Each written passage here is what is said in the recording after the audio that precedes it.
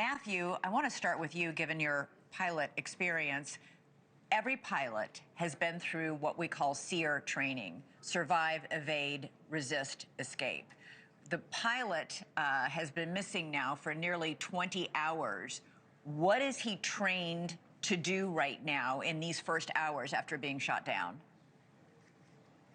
Elizabeth, well, it could be he or she. So right now they are going through all of their training, as you alluded to: survival, evasion, resistance, and escape. Since it is night, they're probably trying to hold up somewhere and stay safe. I do have it on pretty good authority that they are in comms with the WIZO, the weapons system operator, or the backseater, and that's a good sign. So having comms, first of all, means that they are alive and they're not captured. Not captured because there are, and I'm not going to get into the secret squirrel stuff of how we can authenticate a down pilot, but we can, there are ways to know whether or not we're talking to that individual or not. So the next 12 hours, 12 to 24 hours are going to be absolutely critical. Real quick, Elizabeth, though, 13,000 combat sorties in 30 days. That's a 99.98% effective rate. That's pretty tight, in my opinion. Yeah, it is. But I want to make sure, because this is pretty significant, your sources are telling you that there is communication established with the airman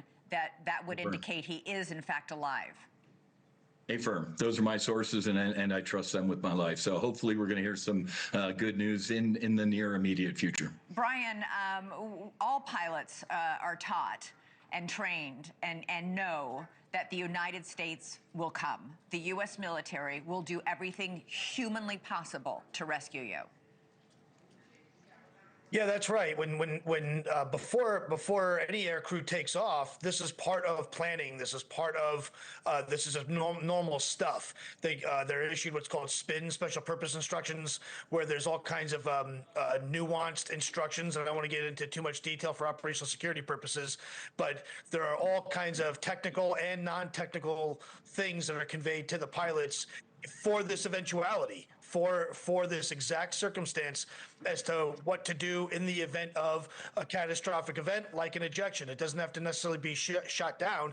Just by the mere fact that they bailed out in enemy territory behind enemy lines, when that happens, it triggers a response that's extremely hard to understand unless you've kind of seen it happen, where assets, large assets, and lots of them are put into play immediately, and all resources are brought to bear from a very tactical perspective, meaning Air Force PJ guys and CSAR guys go run into their birds and they start heading their way, heading the way of the incident, to people from the intelligence community, which is where I come from, where we start energizing our networks on the ground to see if maybe we can make contact in the vicinity of where the isolated person or the down pilot would be. And we know that each crew, each day, is given a specific code that is changed every day, so that this isn't somebody, to Matthew's point, this isn't somebody who has the airman's radio and is saying, "Come rescue me." This crewman would be given specific information and a specific daily code to relate that would identify him. Exactly right. There's a number of different ways that this happens. We use numbers, we use words, we use there's different kinds of ways to talk in the open. We need to understand that while our forces are in good comms with the WIZO, right, the enemy's looking for him too. She or he is being actively pursued. They have excellent electronic warfare capability. They have excellent eavesdropping capability. This is their turf. This is their electronic battle space that they dominate.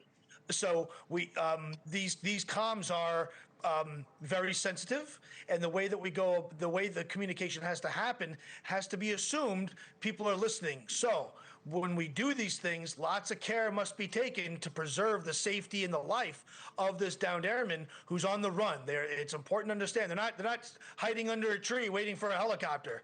They are taking a very active role in their survival, executing all kinds of tactics, techniques, and procedures to stay alive. Thank you for watching. Subscribe below and download our NewsNation app right now on your phone, and you will get fact-based, unbiased news for all Americans.